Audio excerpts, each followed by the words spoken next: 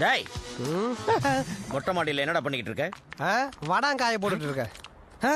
என்ன sir girls எல்லாம் கூட்டிட்டு மொட்டை மாடிக்கு வந்துருக்கீங்க? இதை மட்டும் பிரின்சிபல் பார்த்தாலும் உங்க சீட்டு கிழிஞ்சிருக்காது. சரி சரி நான் சொல்ல மாட்டேன். ஆண்டனை கூட்டு போய் வந்த வேலை பாருங்க. இவங்க எல்லாம் உன் மேல கம்ப்ளைண்ட் கொடுக்க வந்திருக்கிற பொண்ணுங்கடா.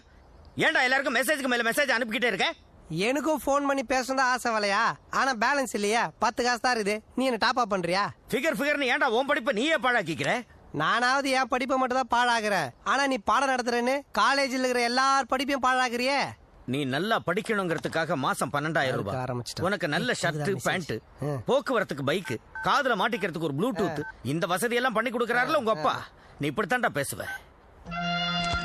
அந்த காலத்தில் நான் படிக்கும்போது எங்க வீட்டுல கரண்டே இல்லடா. ஒழுங்கா கரண்ட் பில் கட்டிருக்கணும். அந்த காசு எடுத்துன்னு போய் குடிச்சிட்டு வந்திருப்ப. என் வயிறு எரியுதுடா. ஏன் ராவா குடிச்சியா? சத்தியமா சொல்றேன், ராவா தானே குடிச்ச. இந்த காலேஜை விட்டு வெளியே போகும்போது நீ அரியர்ஸோட தான்டா போவேன். அதெல்லாம் நான் ஈஸியா பாஸ் பண்ணிடுவேன். நான் எழுதி தர, நீ பாஸ் பண்ண மாட்டடா. நீ எழுதி ஊத்தா சத்தியமா பாஸ் பண்ண முடியாது. நான் வேற ஏதாவது நல்ல ஆளா வச்சு எழுதிக்கிறேன். நீ கிளம்பு.